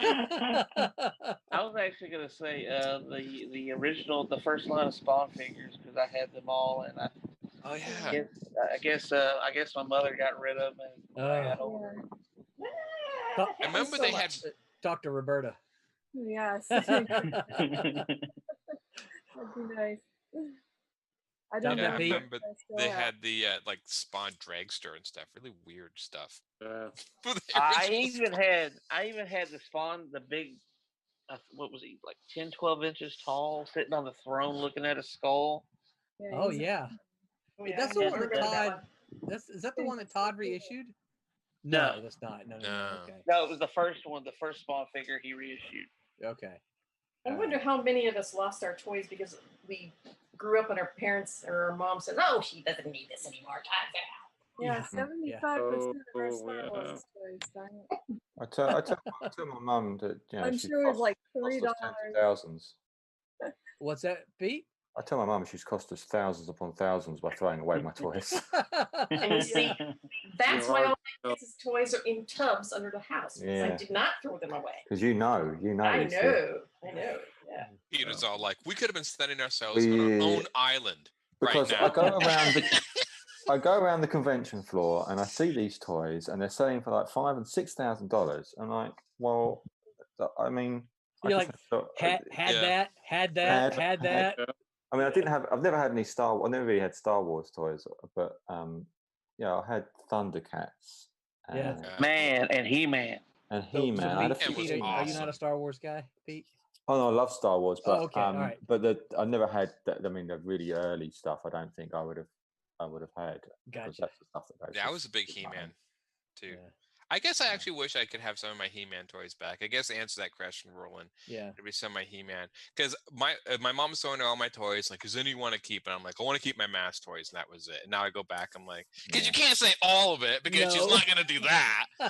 So it's like a battle of attrition. It's like, well, who's gonna die and who's gonna live in this scenario? I'm like, all right. Well, it's funny because as a parent, I did that with my own kids too. It's like you got way too many toys. You got to pick.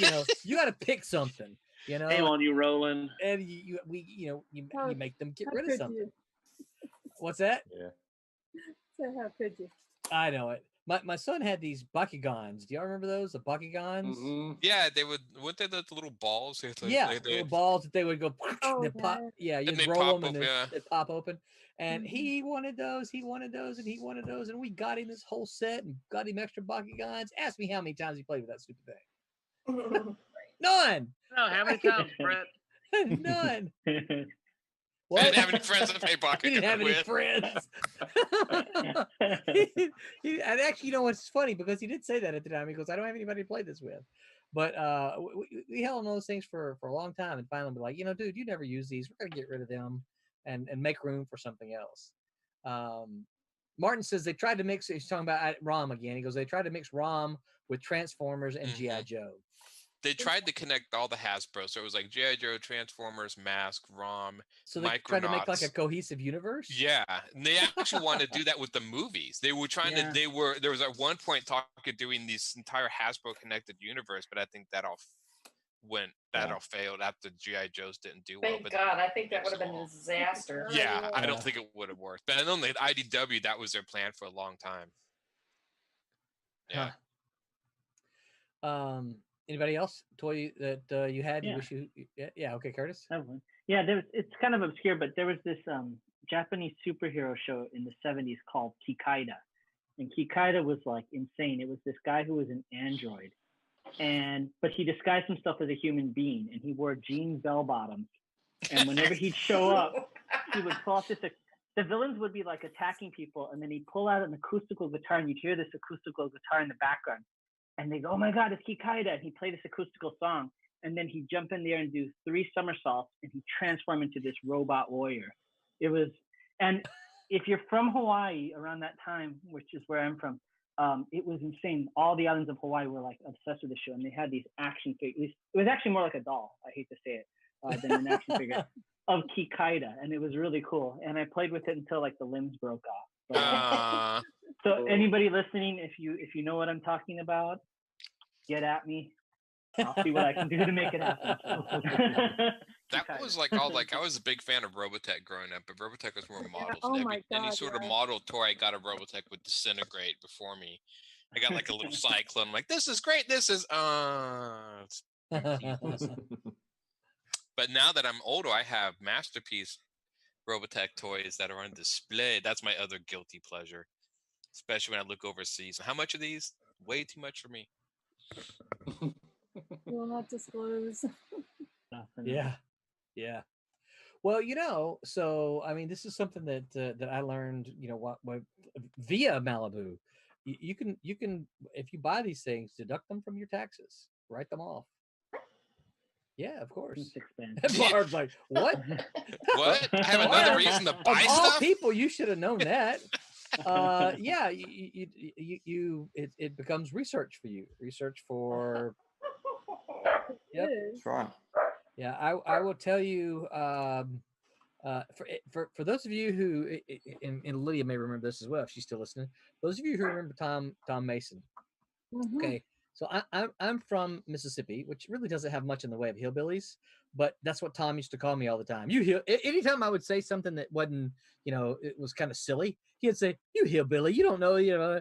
So we were having this conversation one time, and I was kind of complaining about how much something cost, and he said, "Well, what do you care?" He goes, "Just write it off on your taxes." And I'm like, "What? What do you mean write it off on my taxes?" He said, "Yeah, it's research. You just do it for research." I think it might have been a movie. I don't remember what. He's like, "Research, yeah." He goes, "Any movie you see, any book you see, just write it off as research." I'm like, "What?" He goes, "You hillbilly." He goes, "Didn't you know that?" And I'm like, "No, I didn't know that." My world opened up because I'm like, yeah, I can, all this stuff that I do anyway, all this entertainment consumption that I do is research for this other thing that I'm trying to do. So Mind yeah. blown. I wrote a lot of stuff off, but no toys. Yep. Yeah. I mean, obviously, it's one of these things you got to prove. It's like, okay, why do you have this Batman toy? Because I'm creating a character that's similar to Batman, and I need to, I need to have this, whatever, blah, blah, blah. So. Okay, but I want to see Roland do it first before I do it, so I can see how it's done. What, write it off on my taxes? No, explain to him why you need the Batman figure to write your own character. Yeah. If they believe you, then I'm right behind you. Well, fortunately, knock on wood, I've never had to. But yeah, if I had to, then because I keep all my receipts and all that kind of stuff. That's the one thing looking back. Yeah, Lydia says Tom is brilliant. I agree with that. One thing looking back on my own education, and Pete, you might can tell us this if Hubert does this for you. When I finished school, I felt like I was equipped to write, but they didn't teach me a single thing about the business of writing. Yeah, a lot It's of the like schools don't. it's like I got out, and it's like, okay, it's almost like they said, go forth and write. I'm like, yay! Yeah. Now that I've written, what do I do? I don't know how to do this stuff. They didn't cover submitting your work. They didn't cover, rights and any contracts. So they didn't cover any kind of agreements or anything like that. Nothing. And so looking back on that now, it's one thing I really, really wish that my my degree had taught me was that kind, because that's vital. That's that's as important. But they didn't even talk about marketing yourself or anything like that. Yeah. And looking back on it, that's one of the things that I really wish I had been equipped with early on. We're straying from toys, but Yeah, I'd like to do a podcast sometime about just that sort of thing. What to equip yourself with, Yeah. resumes, how to put together a resume, stuff like that. Yeah. Because I didn't know any of that stuff either, and I was horribly unprepared. The only thing I was prepared for was I was an accountant before I became an artist, a comic book artist. Then I went back to accounting and then back to comics. So yeah, I knew enough about the business, the financial side of it, that was a huge help. But as far as promotion and marketing and how to get your name out there and resumes and stuff, like, I sucked. It was It's horrible. completely new. It's different now than it was then. Yeah, It's it harder is. now. And I think it's important to be able to read the room. I mean, that's something that like you do not learn in any school setting, but like how to judge the room, what people are saying, what's going on. You see people try and hint at things in certain meetings, and people just goes over some people's heads. I have some friends that work right now and have young people coming out of college into the interview with their mom and dad because mom and dad out of college. Yeah, it's actually becoming a problem. So they like mommy and daddy are wanting to come into the interview to help negotiate their son's benefits. Oh man, I'm serious. They actually have to say no. Leave your mom and dad at the door, and it happens fairly often in some jobs. Crazy. To negotiate their price. I gotta tell you, I am blown away. as a university instructor, I see a wide range of ages, but a lot of what I see is a very young group, fresh out of high school, and you would think this is 2020. These people, this is, we're years removed from my own high school graduation, right? And you would think that the years from then to now, they're going to be far more prepared for life than I was. Well, we have our my answer. son just my son just laughed in our ear. So Brett is 20, right? And so it's his age group that I talk about. I am repeatedly surprised at how unprepared for life they actually are. And it's like, you would think that in this age of constant information, it would be a different story. I mean, I came off of a farm in Iowa. You would think that I would be like supremely unaware of how to live life, but with the little straw dangling from your mouth, right? Yeah. Green like Acre. little Abner. Yeah, but I did just fine. It's flabbergasting. Yeah, and I don't know the answer to that. I have my own particular Curtis, you got a theory? What's your theory? I want to hear it. Oh no, I mean, I just think it's something where everything has to do with principles, right? And then what I mean by that is lessons aren't isolated. Concepts are infinite. Lessons are isolated, right? Yeah. And so sometimes the issue that you see, and it's not just with one age group, with anybody, is they only know how to apply themselves in one specific instance, but they don't understand the underlying concept. It's like when you're growing up, your parents tell you don't look both ways when crossing the street so you don't get hit by a car. Yeah. But then you cross the train tracks and it's not the street, so you don't need to look either way, right? Yeah. Hit by a train, But if people just in general understand concepts more, the concept of being aware of surroundings, then that applies infinitely. And I think that's just kind of what you have. You have people that understand one specific thing, but not the bigger concept, and that's when we have the issue. This is You, I have you a lot probably of see that too. Thomas Formani, check your Facebook messages. yeah, Go ahead, because Alan. I see that a lot when I young artists are doing Photoshop and stuff, and when they try to learn new programs, and I always try to explain the program and what the program's trying to mimic, because all Photoshop and these art programs are trying to mimic stuff that people have been doing by hand for years. Yeah. And once you understand the core concept of what it's trying to mimic, you can like, oh, I get what they're trying to do. But a lot of these young kids and like, it's trying to do what? And it's But like, there's no it's dark trying to, links anymore. yeah, So like, what's a dodge and a burn if you don't have a camera? yeah, exactly. And so, yeah, it's just one of these things where it's like, okay, I don't, um, but it's definitely different to teach kids, the underlying, like you said. I do agree with Curtis. Like if you get the underlying concept, you can apply it to a lot of Yeah. stuff. Well, it's funny. Go ahead, Curtis. No, go ahead. I mean, just one quick anecdote to share is, I do my martial arts thing. I like comic books, but then I have a day job where I work at a middle school. And at my day job, kids are going to use the office phone, the analog phone. And so one kid was having an issue using the analog phone. The kid comes up, the phone's not working. Okay, did you dial 9 to dial out? Yes.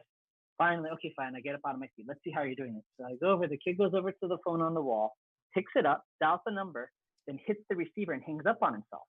And I go, why are you doing that? He goes, I'm hitting the send button.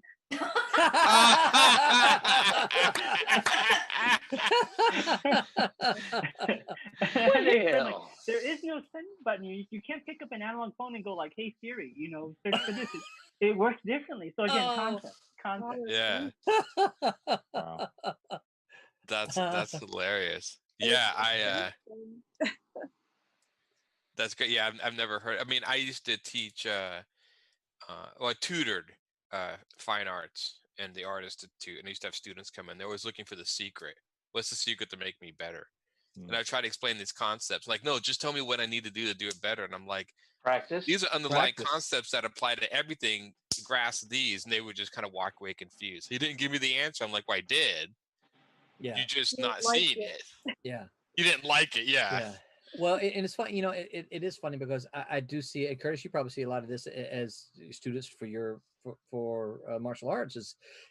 My students seem to come in and think they're immediately going to go from the school magically to a position of a great writer. And I'm like, well, that's not how that works. And I had one student tell me that he was going to.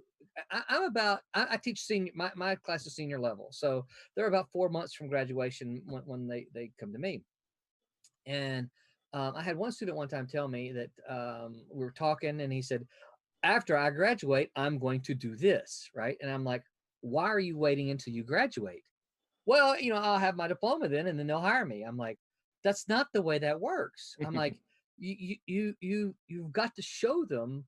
Yeah, your diploma is fine and everything, but I tell people, when I was an editor, I never asked for someone, where did you get your degree? I never asked that. I always looked, could you do the work? Did you have the skills that I needed? And maybe the next step or the third step might be, oh, well, I really like this person. Let me learn about their background now, right? Oh, they went to the Kubert School. This explains why I'm liking this stuff, right? But I didn't hire people based on their degree, and I think that there's so much of that. And I guess maybe this kind of falls into the society's fault a little bit on that. Well, what's the what do we blame all the Zoomers, this generation now? What do we tell them? Instant gratification. Yeah, the expectations, the entitlement. Thank you, Curtis. Yeah. Well, I mean, it's like you're saying with the diploma, right? And I deal with this as a martial arts instructor because I teach old school martial arts where we don't have belts, we don't have rank. That's how it used to be done. Yeah. Because just like you can't show you can either kick somebody's butt or you couldn't. Yeah. You can't just hold up a colored belt and hope it defends you, right? The belt or the diploma is a symbol for the reality, but it's not the real thing. The real thing is your skill, right? but people mistake the symbol for the reality, and they're two different things. You know, the proof in the pudding. I mean, like if there's a concert pianist, he doesn't go onto stage and at Carnegie Hall and hold up his certificate and gets a rousing applause from the audience and walks off the stage and says, you know, I'm out, right? Because nobody cares. No. I mean, that's a symbol of what you accomplished, but it really is just a symbol. The symbol means nothing unless you have what backs it up. You know, and that's the truth. I have a degree I've never used. Yeah. Everything else I've done in my life, I'm self-taught. I have a degree from college I've never used in medical assisting. Medical assistant. Oh, really? Yeah. Wow. I've actually applied for some jobs where even though I had the experience, because I didn't have the degree, they didn't hire me. Yeah. You know, and I get that there are some jobs that are that way, but I think in the creative fields, for the most part, that's not the way it is. Because I know if my wife is applying for jobs, she has to have there are jobs that she applies for. You know, she has to have a certain degree in order to get those jobs. You know, and obviously they help a lot. But you know, one thing I'm enjoying like in watching Pete tonight, and Pete's probably saying, "Well, I didn't really have fun," but watching him use this ruler, right? It's a tool of Pete's trade.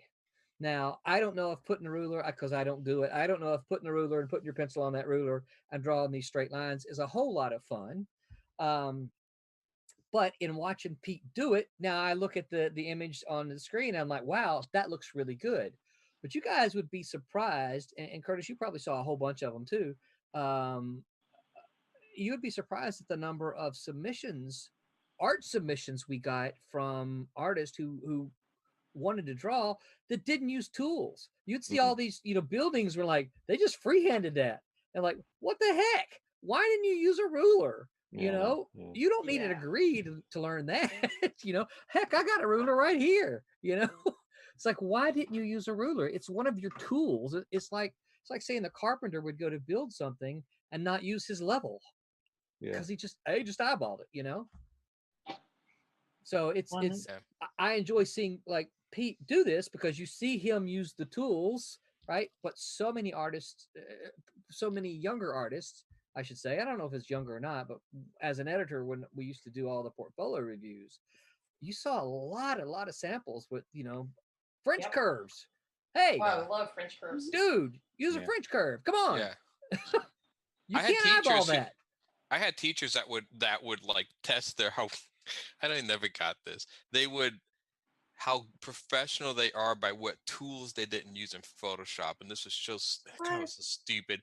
They would like nobody who's a real artist uses the fill bucket. They go to the menu and go down and hit fill, and I'm like, and I was just like, I was like, well then fine, I'm gonna use the fill bucket all the time. And I was always that way with my teachers. My teachers said not to do something, then I would purposely do it just to irritate him. And what's wrong with the fill bucket? Faster. They never explained it. It was real artists don't use those tools, and I'm just like, obviously they've never had to meet a deadline, have they? I know. Yeah. I'm listening to it, and I'm just like, well, that just sounds ridiculous. Well, you know what I always say in that instance is, you know, please come down off the cross. We need the firewood. You know, we got basically. I have a teacher who would sit there. Curtis. He would like sit there and practice drawing straight lines. So he'd draw a dot and a dot, and he said I would just try to draw like a straight line between two dots, and he would just like I'll be on the phone and I practice drawing a straight line to make my line as straight as possible, and I'm like, oh, you could just use a ruler, like Roland said. I mean, and he's like, well, no, real artists. I'm like, you know what? This you make my head hurt, dude. This is the same guy who taught me like, you know, a trick to make the body look bigger. I couldn't believe this. I actually shaking my head in class. He's like, you want somebody to look muscular and bigger? Shrink the head and make the body bigger, and shrink the head down. And I'm like, really, genius? Make the body physically bigger than the head. I'm like, thank you, Captain Obvious. They talked to Rob, right? Oh, Zing! Little hot here. Yeah. Hey, I actually have a story about a teacher. It was my daughter's high school art teacher. And I can't remember exactly what was. They were trying to say we owed money for something like that or something. And I was went up there to find out what and all. Of course, I've been doing cons and I think I've just been published on Steam Age Wasteland through Antarctic Press. And she goes, "I'm a professional. I have a degree." Da, da, da, da. And I go, "Excuse me? You think you're a professional just because you have a degree?" I said, "Wise man once said, those who can't teach." And I turned around and walked out. Oh, I know. Wow. Yeah. You know, as you might imagine, as an instructor, I don't particularly like that saying. Well, the only reason why I popped it out was because of the way she was acting. No, I totally get that, and I will say this: there are a lot of people that I teach with that have very much that kind of attitude. Is like, I have a degree, I am your teacher, I know this stuff. Now, I'm sure none of them are listening, so I don't feel I don't have a problem saying this, but I look at them and I'm like, okay, so what have you done? Oh, that's right, you have a degree, and that's it. You've never done anything. It's like, do something, publish something, work on something, write something, get something done. Then I'll listen to you. But just because you got a piece of cowhide from a university doesn't mean squat. So.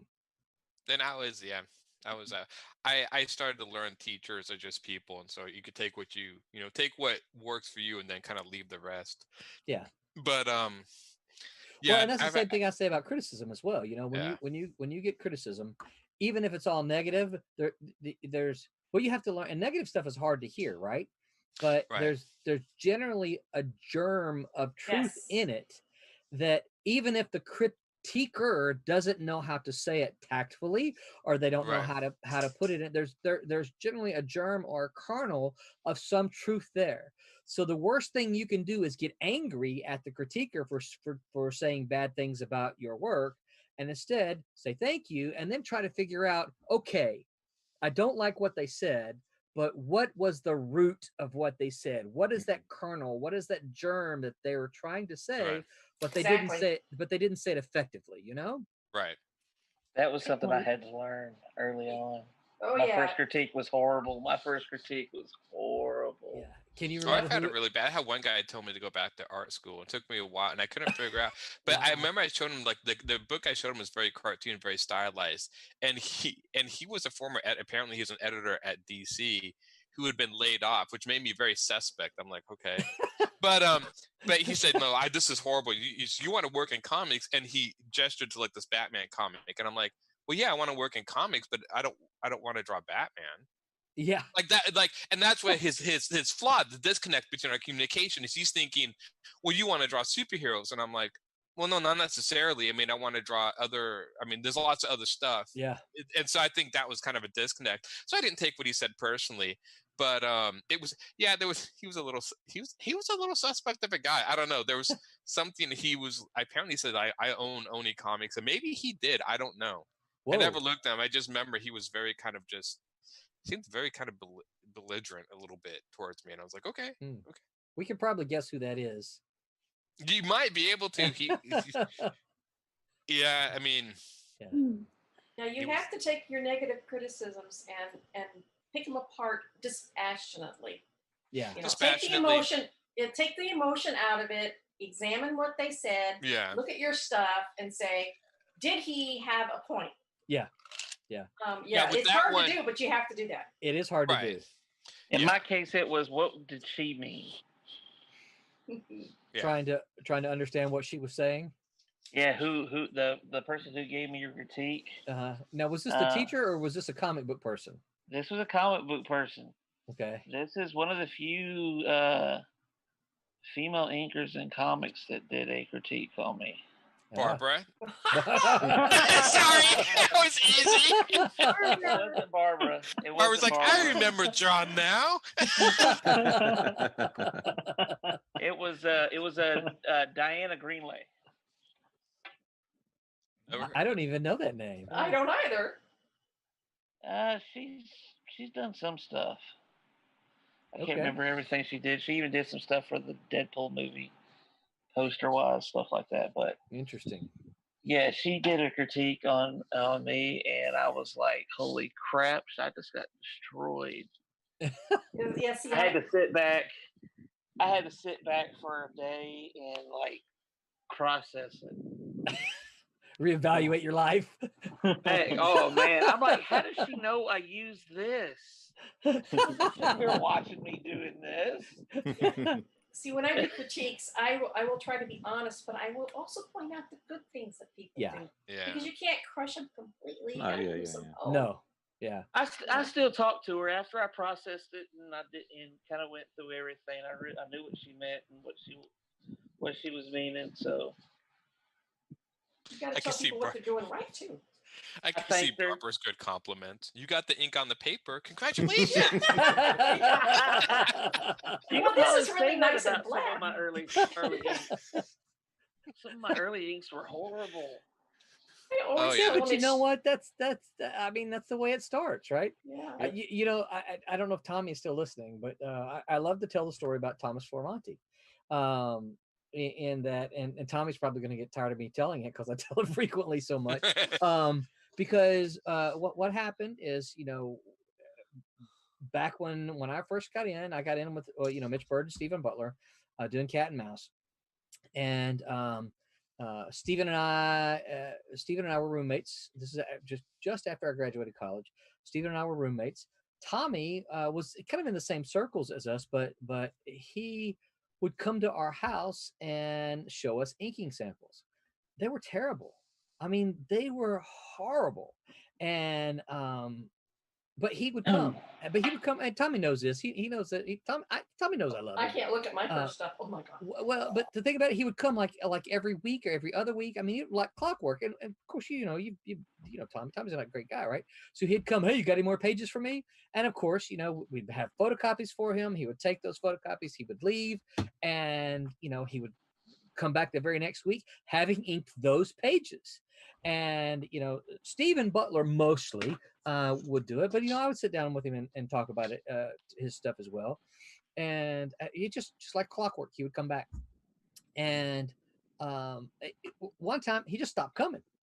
And you know, Stephen and I were sitting around talking. Hey, you know, you think we made Tommy mad? You know, because you know, we were telling him the problems that he was having, and out of nowhere, and probably I don't know how much time went by, several weeks, couple of months, probably. I don't know the exact time, but there was a span of time, maybe 6 months, and we get a knock on our door, and there's Tommy, and so we catch up, talk. He goes, "So hey, can I show you some inks?" Well, yeah, you know, we were kind of been wondering what's going on with you, and he showed us the inks, and we're like, "Wow, dude, this is really good. What have you been doing?" You know, he goes, "Well, I've been coming down here and getting feedback from you and going back home and practicing," right? We're like, okay, you know. And Stephen, I don't remember what it was. Tommy probably does, but Stephen had something then that he literally just said, "Hey, you want to ink this?" And he handed something for Tommy to ink right then and there on the spot. And you know, I always use that example as someone who this is something Tommy wanted to do. And he worked and he worked and he worked and he worked and he worked. He just kept doing page after page after page after page, you know. And like I said, some of those first pages were terrible, but he just worked and worked and worked and worked and you know, figured out eventually what he was doing. And you know, I would argue today that you know, Tommy's a fantastic inker. He is a very, very good inker. Yeah. And I think a big part of that is there's this critical moment, right, where there's people that get in their mind what they want to do based on what they think it's going to afford them. Like, I'll be an artist because it's going to give me accolades and all this stuff. Yeah. And then there's people who genuinely just love the art for the art's sake. Yeah. And when they hit that wall, that harsh criticism, that's when you know which side of the fence they're on. Because the people that were just in there for what they thought they could get out of it, they'll fall by the wayside. But the people who love doing it because they love doing it are the ones that'll stick it out. And those are the people that take the criticism as, I find from my experience, just in a lot of things, some people want to be told how great they are. Some people want to actually be told how to improve. I worked for some writers who wanted to be told how great they are. Yeah. I can name back in my Ultraverse days. If you can't take the heat, get out of the kitchen. That's right. If That's you're right. not learning, you're dead. That's what Yeah, I like telling yeah. folks. Yep. Yeah. I just can't imagine not learning. I mean, half my life is gone and I'm still learning. Yeah, Yeah. If you ever come to the point where you think you know everything, it's time to quit it is. Yeah. because I agree. you've lost the passion. Yep. It's time to go do something else. Yep. If you really feel that you know everything about that thing, whatever it is, then yeah, it's time to move on. That's right. Very true.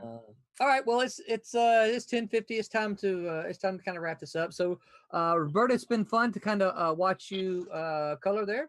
As a reminder, you are coloring Pendulum. Pendulum too. Yeah, Pendulum issue 2, and Yeah, it's looking very good there. And Pete, I know that scene because now that you've He's- penciled in behind those bars, Yes. I know what scene this is from the story. Good. So, Good. Pete, you're working on what there? This. Do you want the page? Page 9. Page 9 of. I'm jumping around a bit, so I've gone back to page 9 now. That's fine. This is Champion and Miss Fury, page Champion 9. and Miss Fury. all right. Yeah. Tentatively called, yes. Yep. Yeah, I guess probably by the time you get to page 15, I guess we need to get real serious about a title. Not long now. Wow. Such a big decision, though, right? Yeah, it is. It's one of those that sometimes the titles come pretty easy. Sometimes they're like, so I mean, could tentatively just go with Champion and Miss Fury, but I don't know. I'm thinking that there's something out there that's going to be stronger than that. Don't know what it is yet, but I'm thinking it's still out You there. could do like Furious Champion. Yeah. Well, I think Oven suggested Laws and Claws. Oh, there you go. Claws, yeah. That's kinda cool. I like that. So anybody got any final word thoughts on toys? I got one thing. It's not about toys, but just because we were talking about Roberta and Peter's work and just all the artists' work, and just to kind of for the people watching now or later. The cool thing about this show is, and it's such a great resource, is watching Roberta color, or watching Pete or John, or everybody do their stuff, or Barb. You have no idea the opportunity that you have to actually watch it being done live. I mean, what I love most watching everybody do their art isn't just because it's cool art. I actually get to see how they think and how they problem solve. Like when I see Pete do his sketches in the rough, red, and you can kind of see him start to kind of develop. That's a huge opportunity. So for the people who want to be in the industry or are already in and just want to see how people do things, it's such a cool resource that everybody has that opportunity. Because I take full advantage watching it. Yeah. So just thought I'd mention it. It's really cool to see how people think. No, Yeah, I it is. agree. It is really cool. Yeah, It's funny because when people ask me, I still do this, and people look over my shoulder and watch me draw. If they ever ask me what I'm drawing, I always have the same response. Always tell them your mom. I always, and they always just look at me, and I'm like, look, if you can't figure out what I'm drawing at the moment, then I'm failing as an artist. So I mean, it's some capacity. It's sometimes it does have to take shape. It does have to take shape. I don't know. Yeah. I never said I was the kindest person. I've actually been I've been kicking around the idea of we talk about these craft things, and I like the idea of us doing that. Part of it is kind of figuring out how to make it work. So I've actually been toying around the idea of maybe just having all right, today we're gonna sit with Pete. We're going to just watch Pete work, and he's going to talk about what he's doing as he's working.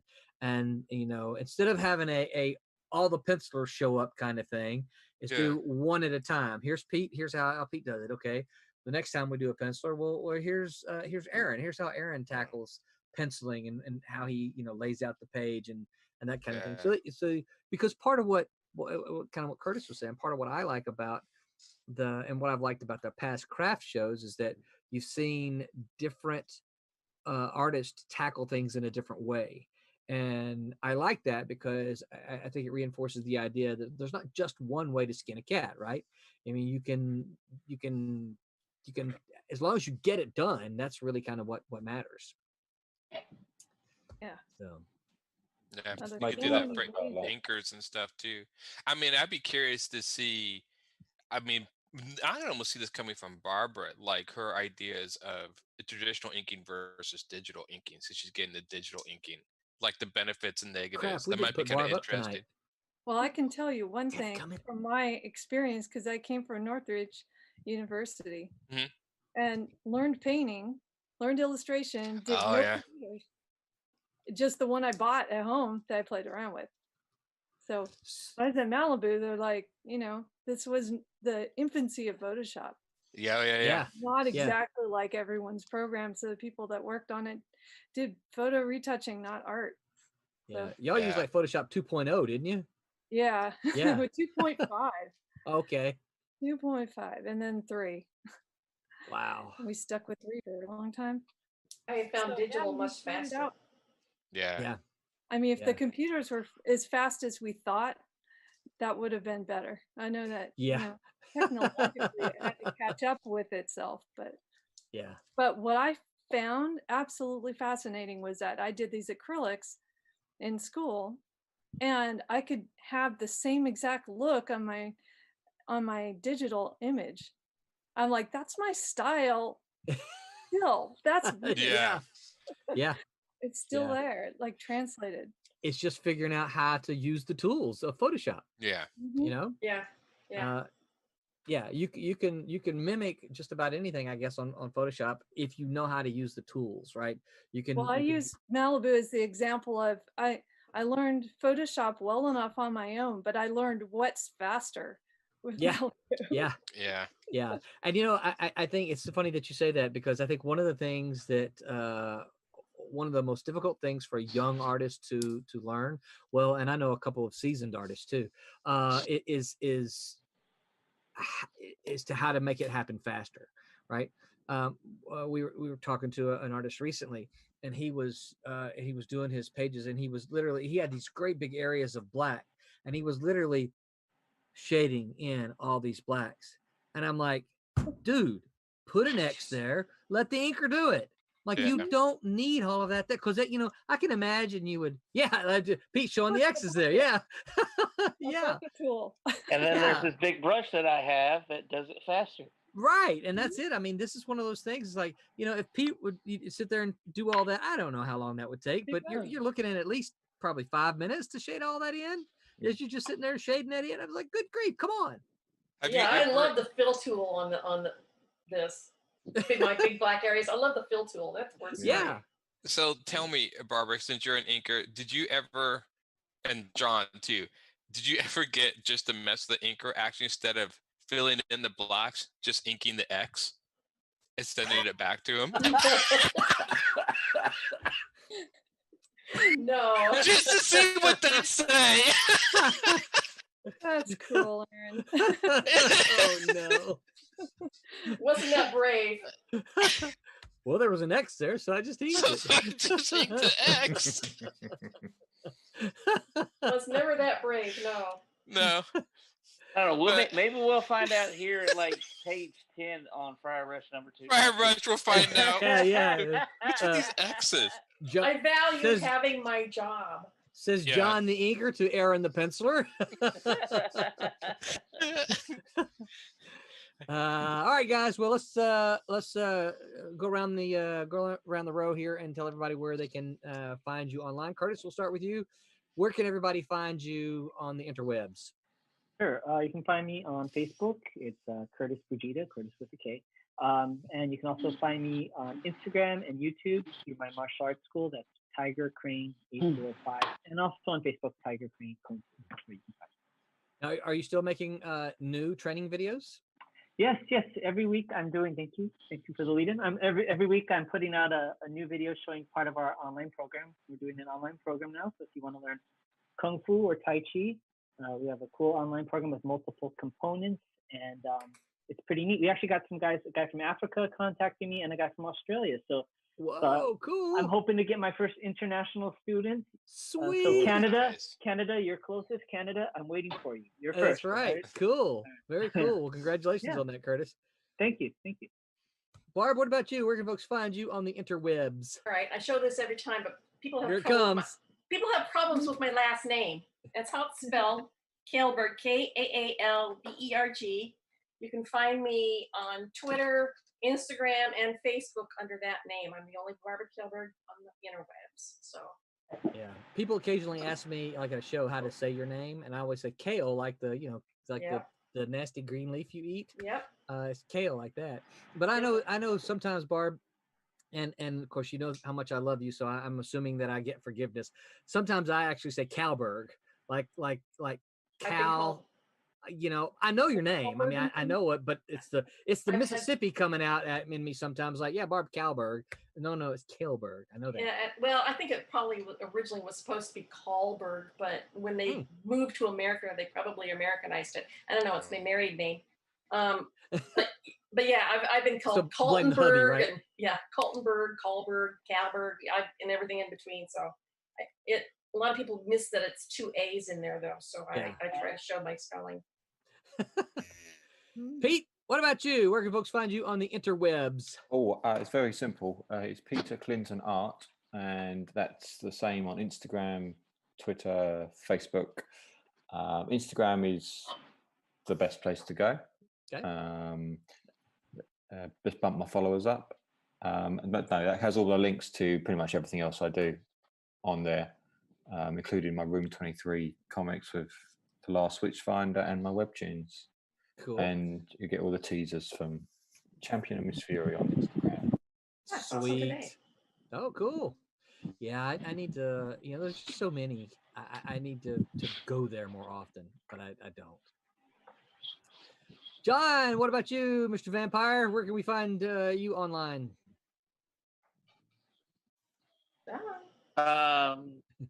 His picture's frozen. Oh, he's frozen. There he goes. Yeah. John, can you hear us? I see him moving every now and then. And what? John is not there. There he is. What's up, John? Hey, he froze again. Okay. There you can, and he's gone. You can find me on the interwebs. Hiding around on the dark web. Don't go there, actually. But Roland has. Yeah, I'll put all the links down below since John's apparently in the middle of a storm in Memphis. Roberta, what about you? Where can people find you on the interwebs? You can just find me on Facebook under Roberta Conroy. Still working on getting an Instagram together, so it's not up yet. Okay. It will be. Well, that's one of the things that I know that the Silverline streams help you do, because I know Brent Larson, our Kalis writer, he did not have anything other than Facebook when we first started doing all this. I think now he's got both a Twitter and an Instagram, I think. Yeah, so, bring me out. That's right. That's right. Mike, what about you? Where can folks find you on the interwebs? Well, you can find me on Twitter, Facebook, and Instagram on Mike W. Belcher. And then you can find my comic, Man in the Mask, at amkcomics.com. Which you should go read right now. Absolutely. Go there now. Yes. Yep. And if you're listening and you're like, well, where is it? Well, it's down there. Just go look at the link. Aaron, what about you? Where can folks find you on the interwebs? You can find me on Facebook. My last name, Aaron. I think Aaron Humphreys. I have and then I have a Humphreys Illustration, which is my business. So I have a few. Just look at my name, you'll find me. Instagram, it's ALH3810. That's my Instagram handle. Then I have webtoons. I do Godlings on my webtoons, and then I have Humphreys Illustration, my website. You can go to my website. I have all sorts of stuff. It's good. Online. Yeah. There's more places for people to find you and experience the Aaron goodness. Yes, all the goodness that I put on the interwebs. Yeah, except that you're mean, so they won't talk to you. They just look at your art, right? Look, just because I growl at people doesn't mean I'm mean. It's just a threat display. Alpha posturing. Yeah, I know. Yeah. So I'm Roland. You can find me on Facebook. You can find me on Twitter at ManRoland. I am on Instagram, and as you just heard me say earlier, I try to get there more often, but I frequently fail at doing that. So just look me up, find me there. And until next time, wait a minute. What's our Monday group talking about? Our Monday group is talking about not Monday or Wednesday. Crap. I don't know what they're talking about. Anyway, come back Monday and get the other half of the Silverline crew. And we'll be back next Sunday talking about whatever they talk about on Wednesday. But until then, we also don't forget the merch store. Go check out our merch, buy some stuff. We don't get a whole lot of money from it, but we do get a little bit of money from it. But we want to see you with your Silverline mugs and there's a cool license plate there. So go do that. And until next time, remember to make mine Silverline. Silverline. All right. Good night, everyone. See ya.